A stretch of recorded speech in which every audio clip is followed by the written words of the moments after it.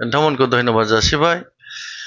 आङो 9 number बनगावनि MCLA जानानै आङो जोंनि बनगावनि भटार्स बा रायजो राजा बा BTCनि जेसेबां रायजो राजा दङ आङो गासिखौबो देबि मा कालिया जोंनो आशीर्बाद बोर हरो जाहाथे जों बे देबि मानि जोङो दीपावली बा फुजाखौ जोङो मोजाङै जों पालन खालामनो हायो।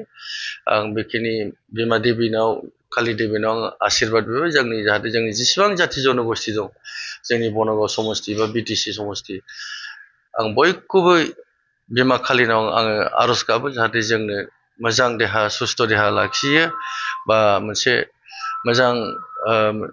मोजां मोनसे कामना खालामो जाहाथे जोंनि आइ आफा बिदा फंबायफोरा मोजाङै थानो हायो बा बिमा देबिनि फुजा बा हेपि दिवालीखौ जोङो मोजाङै पालन खालामनो हायो। आं बेखिनि बयखौबो आंनि तरफनिफ्राय आं बेखौ मेसेज होबाय। धन्यबाद।